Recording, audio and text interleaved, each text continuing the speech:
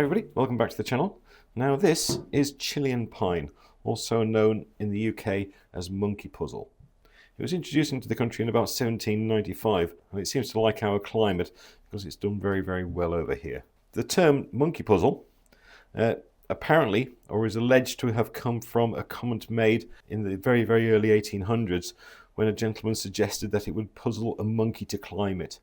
The reason for that is because in its natural form it has spikes over the entire area of the piece, making it virtually impossible to climb.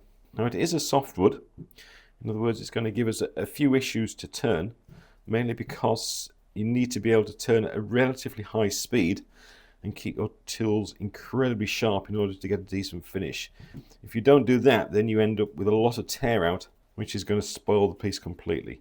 Now we do have one issue here. We have a split running all the way up the side, which seems to go in about 3/4 of an inch, so we'll have to keep an eye on that and see if it causes any problems as we progress.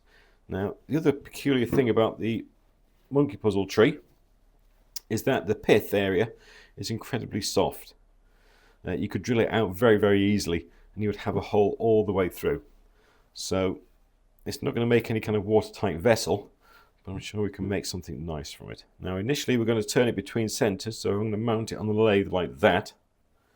We'll turn the tenon, turn it round, and then figure out what on earth we're going to do with it. Right, so I'll get this on the lathe and we'll get started. While I'm getting that set up, I want a quick word about something that's really helped the way I work in the shop.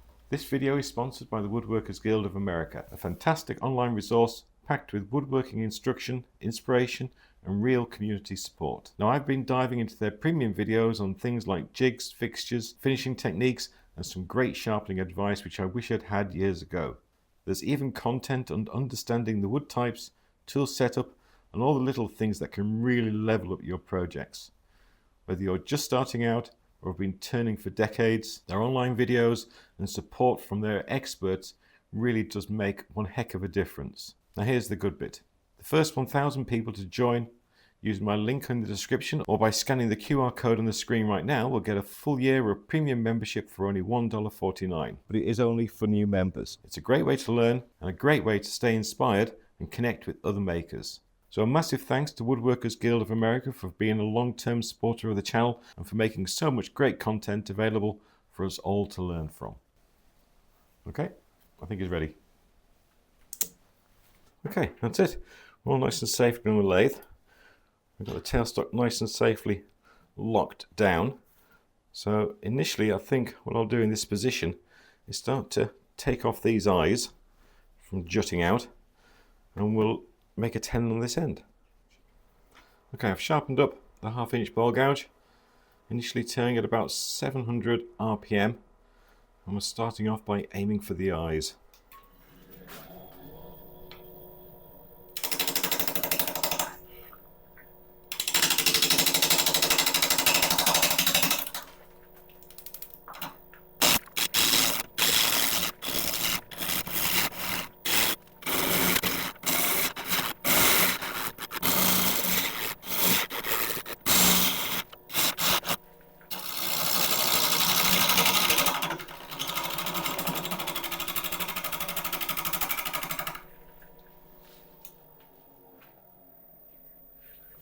Okay, that's got the main protrusions down from the eyes. We've still got that high one there, but that can stay for the moment.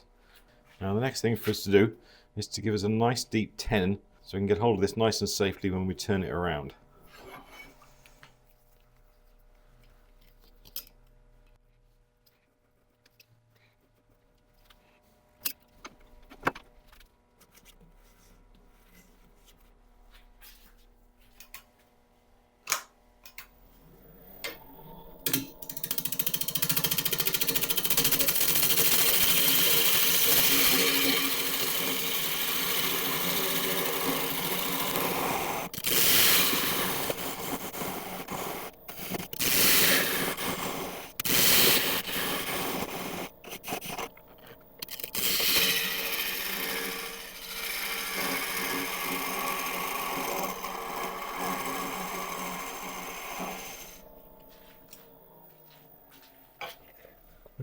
That's excellent. Right, we can get this turned round into some bigger jaws and figure out what we're making. Okay, we're nice and safely in the victory jaws. Tailstock is locked off. I've just checked and we can start turning at about 900 RPM. And I think we've got to worry about trying to get these dips gone. This crack we've got down the side here,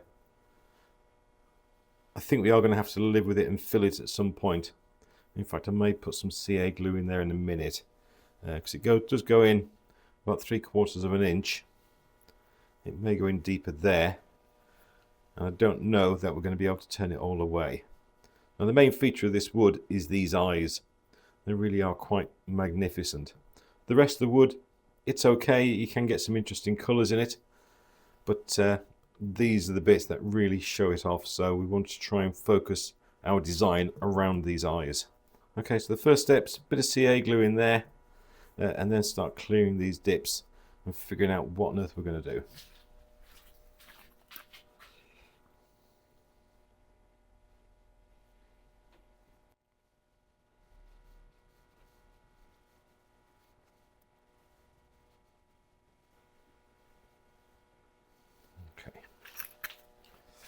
Okay, that's had a good time to set. I've hit it with a little bit of activator as well, just in case there's any bits that need to cure quickly. So back on with a 1/2 inch ball gouge. I'll start working from the middle of the eyes up, trying to clear these areas first, and then we'll see how that looks, and then we'll start the other side as well.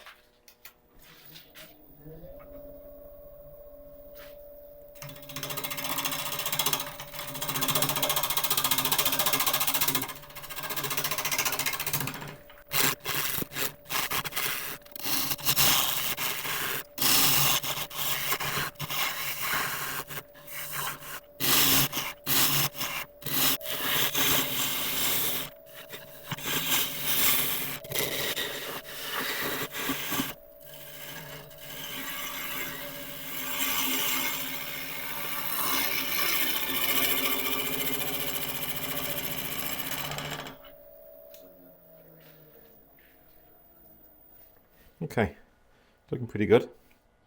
Just that little bit left. We still have this big old crack here, which I think we will be filling with CA glue or something a little bit further down the line. All right, let's see. How's that looking for shape?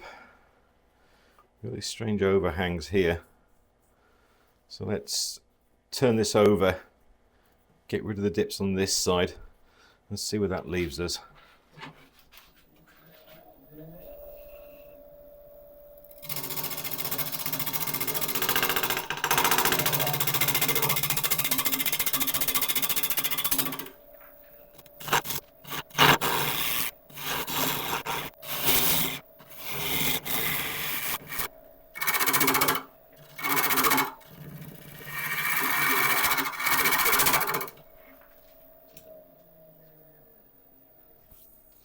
Okay, it's coming on. We've still got these 2 dips there, another one there. It looks like bags under his eyes. Poor guy's tired. So I don't want to just rush into this. I want to see if we can use the natural shape of the wood to dictate what this becomes. What I don't want to happen is to lose the main focus of the eyes. This piece is going to have like 2 transition areas, the top piece and then into the base. If I make cuts that lead these eyes into the base, then it's going to look a little bit strange, I think. So I think the transition has to come from pretty much that area there. So all the eyes, on the majority of the eyes, stay on the top area, as it were.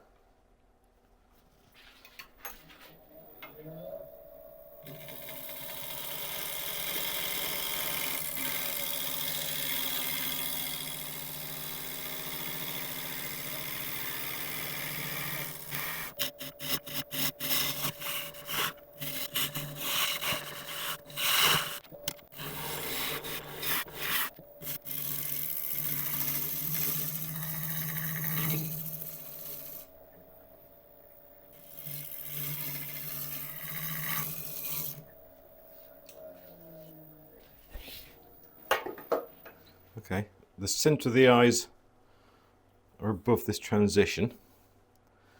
Still got a nice big crack there, and it goes well into there, so we're not going to get rid of that crack no matter what we do.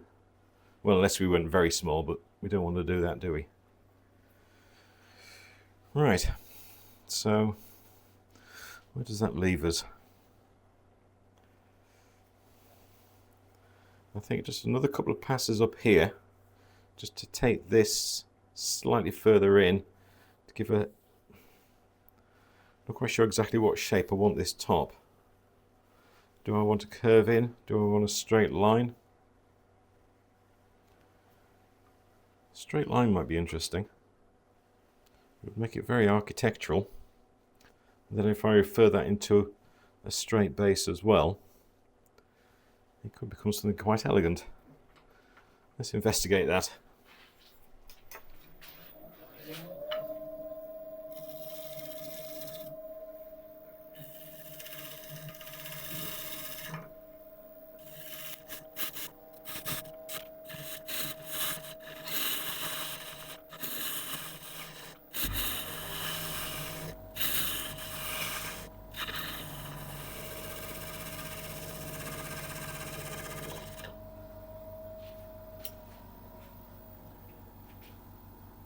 That's giving us a nice flat side there, which I must admit I do like. What kind of transition do we need into the base for that to work? Let's just round off this bottom bit and then figure out this kind of join area. If we can keep it fairly angular, it may look alright.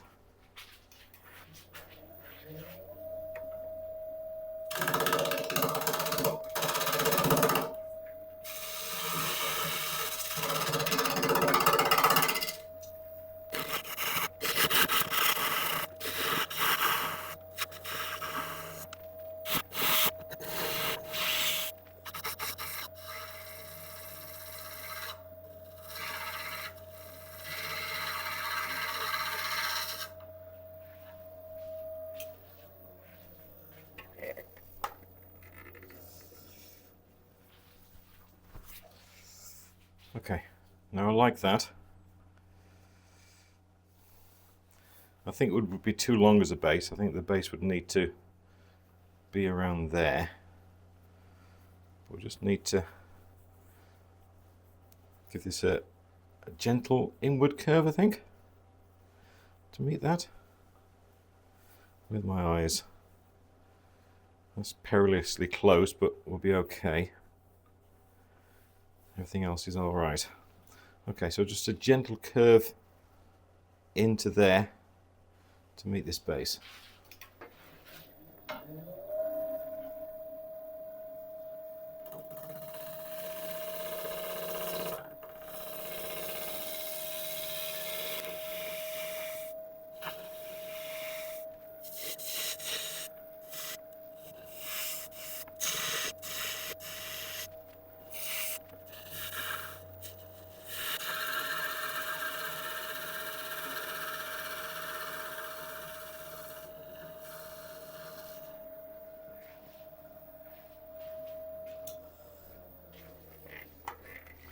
Okay, that's done nicely on that. There's still a ridge there we've got to clean up, but we can do that in due course. Now, I've got to figure out the proportions of this. At the moment, I think that's too long, and I think this top is a bit too long as well. It's uneven at the moment anyway, so I need to figure out where the top of this piece is going to be. And it's not going to be too much further down, I think only to about there. So I need to cut that down so we can start getting the rest of the proportions right.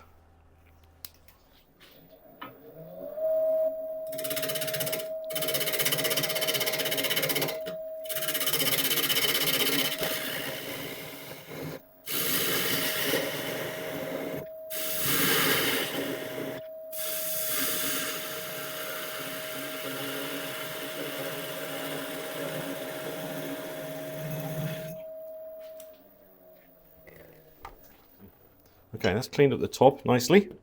So we've just got to worry about this base. Now, in terms of design theory, the base, for it to be the right size, would generally be 1/3 of the overall height in this kind of piece. So half of that is that. Move it along.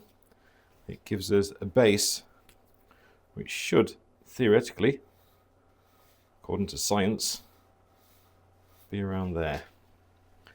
And I think science might be right. Okay, what I'm going to do is get my ball gouge out and do a few passes up here, stopping at that point.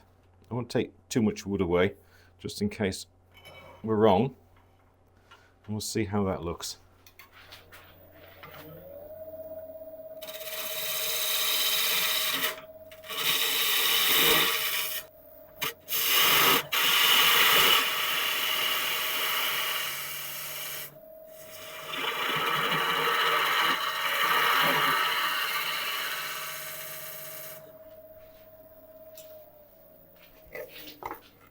Okay, so we imagine it just like that. I think it looks okay. Although we could make it all thinner, and then the... do you know what? Looking at it there, if we made this whole thing thinner, down to that width, we might be able to get away with a longer stem. It would turn it into more of a kind of a goblet style bowl. What do you think? Should we do that? Oh, let's do that. I've never done one. Let's have a go.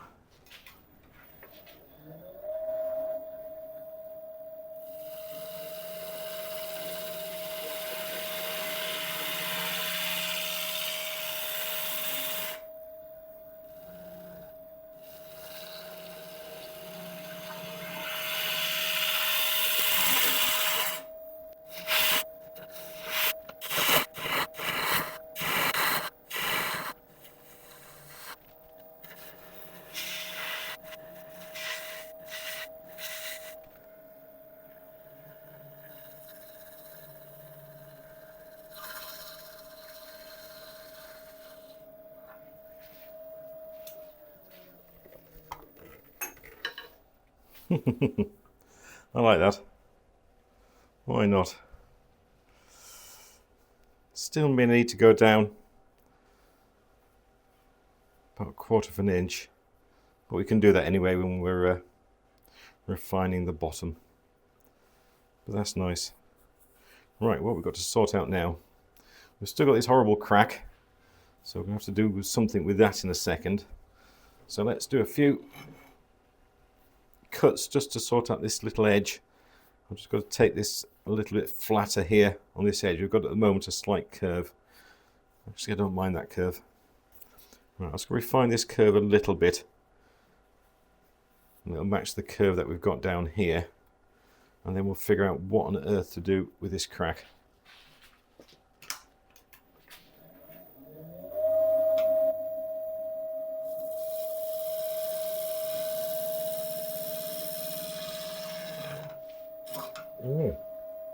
Right.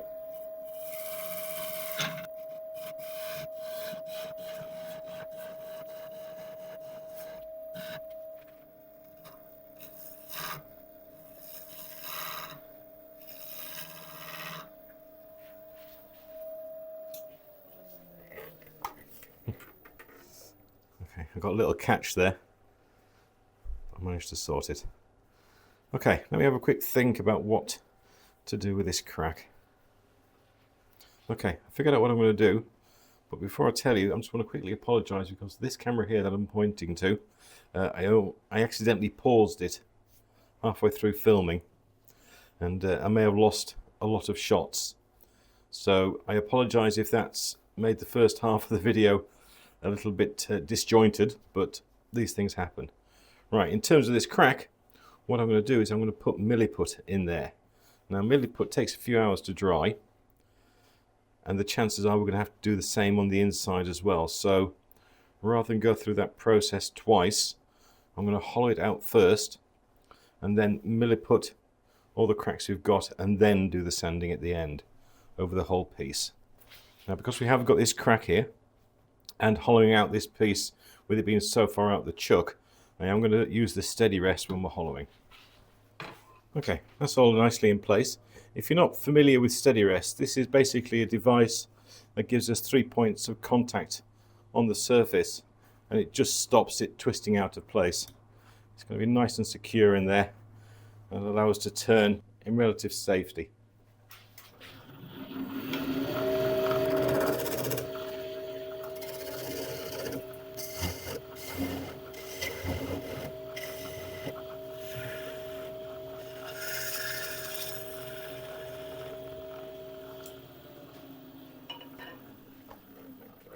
Okay, to save time on hollowing, I'm just going to go in with a few Forstner bits just to remove a lot of the wood in a relatively short period of time.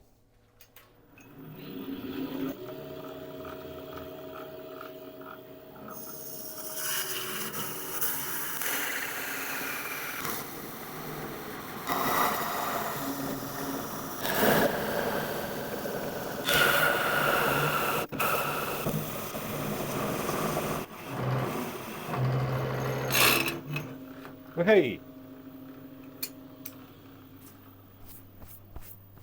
Okay, that was exciting. Right, I'll clear up this, let it cool down a bit, and then we'll continue hollowing. Okay, those Forstner bits have done a wonderful job. So now I can continue to work down the sides, I think with the carbide tool, and we'll slowly, gently hollow this out. I'm going to try and copy the shape of the outside and the inside, so in other words it's going to go that way in as opposed to straight in.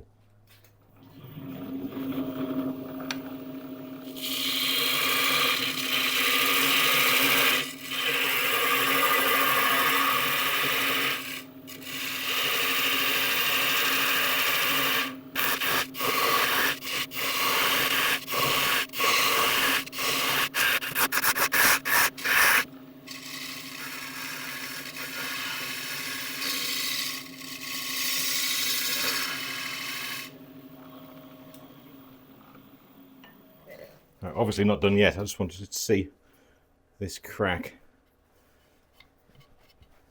Yeah, it's going all the way through. I don't think it's going to fall apart on us, but I might put just a bit of tape around there just to hold it steady while I'm hollowing.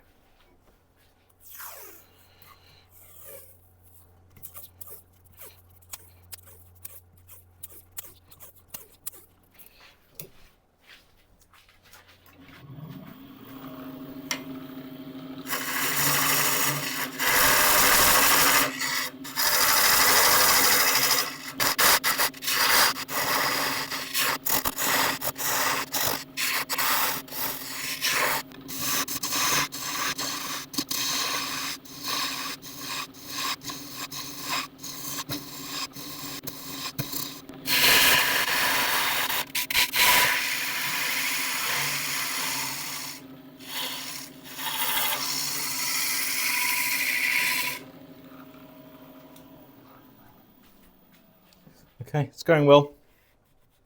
I've just got the right thickness now, I think, for the edge.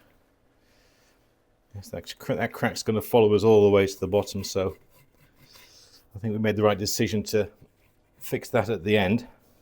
I'm working at the moment with the Record Power new carbide tool, the rougher, and the great big long Hope hollowing tool. The extra length on this really helps me get to the bottom of this piece, because otherwise it would be almost impossible. I've got a rest as well which will extend into there, which I may be utilising a little bit later on.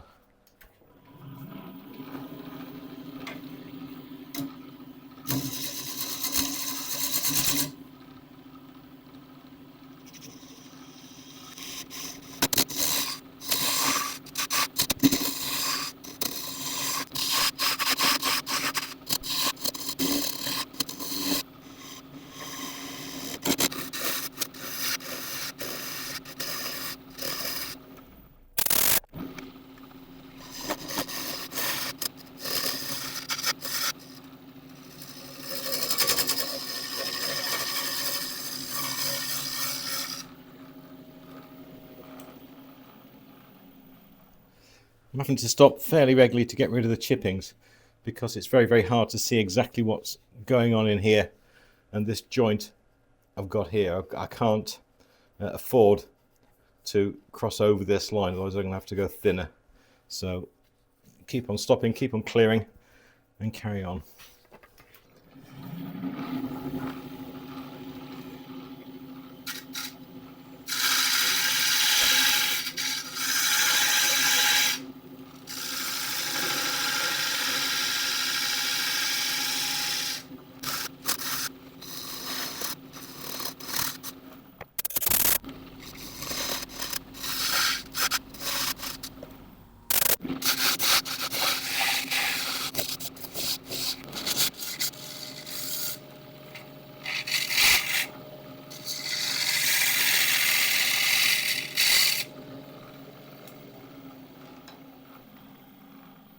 Okay, I think that is about as good as I can get it. Goodness knows how I'm going to sand in there. We'll find a way. Right, I'm going to disassemble all this and we'll go on to the next step. Okay, before I start filling this with milliput, I'm just going to go in with a small carbide tip on my rotary tool, a little Dremel, and just clean it up a little bit.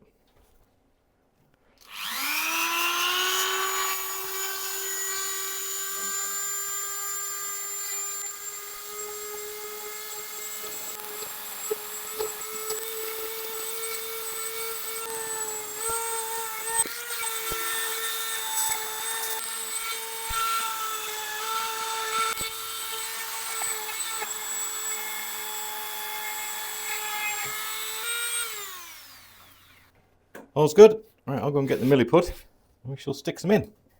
If you've not come across milliput before, it's basically a two-part epoxy putty. You mix it together in equal proportions, mix it together thoroughly, and then it starts to dry. It takes about a few hours to completely cure, but when it's cured, you can sand it, turn it, mill it, paint it, do anything you want to it.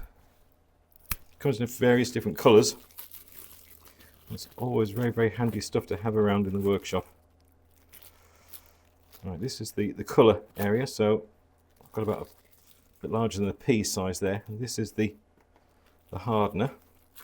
So I'll grab a piece about the same size from this.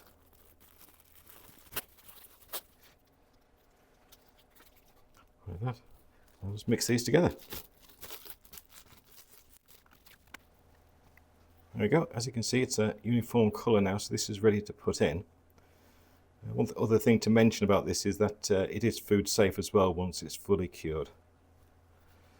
So I'll start on the outside first. Just going to tear a little piece off and just push it as hard as we can into the cracks.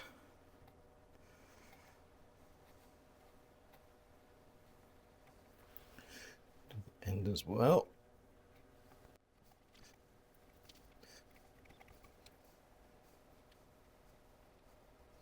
If you want to see other videos with this milliput being used, then have a look at my channel at the playlists and you will see a milliput playlist.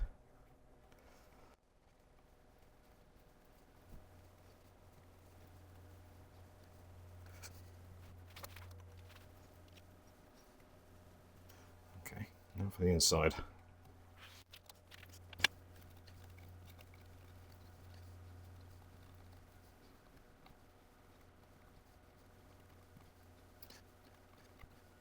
Okay, that's a bit.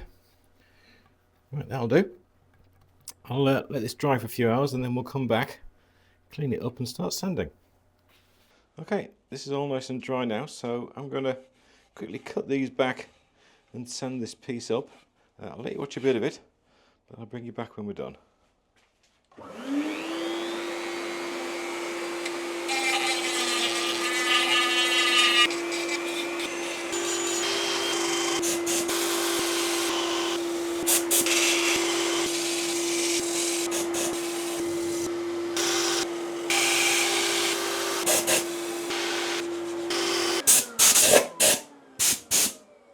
Right, we're all sanded. That was quite an ordeal, so I'm glad it's over. Certainly need a better solution for getting to the sidewalls on these deeper pieces. Right, this is just a bit of isopropyl alcohol just to wipe off the surface and give us an idea of what kind of colour we can expect when we put a finish on this. It's not going to look too bad, I don't think.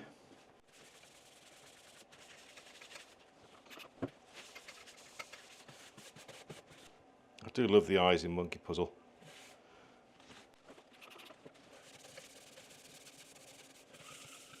Okay, right, we'll let this dry and then figure out what kind of finish to put on. Okay, right, it's nice and dry, so I'm not going to put a sealer on this time, as I usually do. I'm just going to go straight on with an abrasive paste. This has oils in it, so it will protect it. I'm just trying to keep as natural a finish on this as possible, because after this I think we're going to go on with a Howard feed wax. I'm very pleased with the way the milliput filled that gap. It's worked absolutely flawlessly.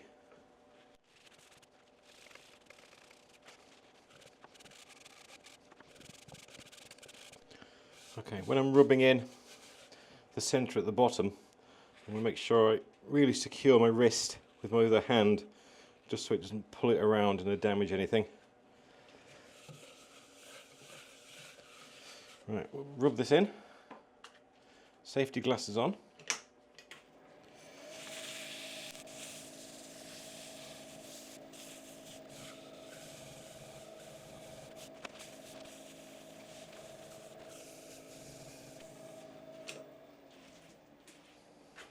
Okay, that's done a lovely job as usual.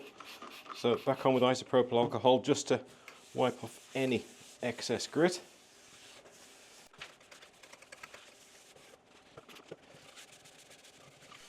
We'll let this dry and then back with the Howard feed wax. Okay, that's all nice and dry. So on with copious amounts of Howard feed wax. This is going to nourish it, protect the wood, and make it smell amazing. The idea is that we'll sit this on, or allow this to sit on the wood for about 20 minutes, then come back and buff it off.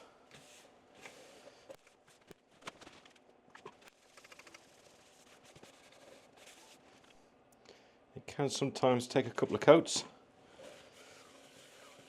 but it always does a wonderful job. Well, in my experience anyway. Right, I'm going to let this sit for 20 minutes, then I'll come back in and buff it off. After that I'll bring you back when we've turned it around and we're taking off the tenon. Okay, we turned it around, we've got it on a set of coal jaws, and this is going to help hold it steady while we turn away this tenon. We're not intending to turn it all away, just enough to be able to snip it off or sand it down and put a finish on it. I'm using a Coronet Falcon live centre at this end because I don't want just a normal spike going into that soft pith, because it could start wobbling around. Remember, I'm not taking this all the way off. There is going to be a small stalk at the end just for security, but the rest of it will be taken away, and we'll try and get a nice finish on the bottom.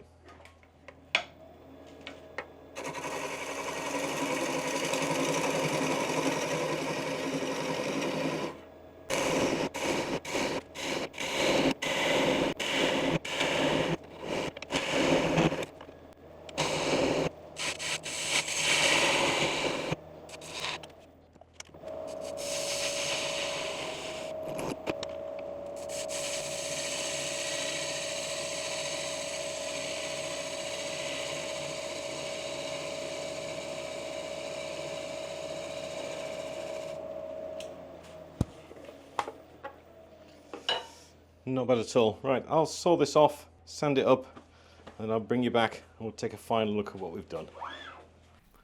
Well, there we go, all done. A Monkey Puzzle bowl in the style of a goblet. You could call it a shallow vase, I guess, but I think it's more akin to a bowl.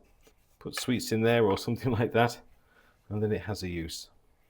It's all perfectly food safe, so there's no problem with that. This was quite an interesting one to try and find the right style for. These eyes are the main feature that you get with monkey puzzle, and trying to make sure that they become the focus of the piece, especially with the shape we had initially, was a little challenging, but I think we got there. I really do like what we've managed to get. It's a nice stable piece, and I think it's going to look quite striking on the side or wherever you would want to display it. I apologise for pausing one of my cameras halfway through. That was a bit of a rookie mistake, but these things happen. Luckily I do film with multiple cameras, so it's not as if you missed anything, but it doesn't flow quite the same as normal when you're missing the main camera. But we got through it. Anyway, I hope you've enjoyed this one. If you have, I would really appreciate a like and subscribe and all the usual things. And if you could share it as well, then that would be absolutely amazing. Don't forget that if you do leave a comment, you are going to be entered into the next giveaway the next time we do one. I really must sort one out for soon, because it's been a while since we did the last one. Also, don't forget that there are still 2 current auctions going on for the figured maple platter and the burr elm platter. There's a few days left on those, so if you are interested, then look in the description. You'll see the link to my eBay site there. But apart from that, thank you very much indeed for watching, and I'll see you next time. Thank you.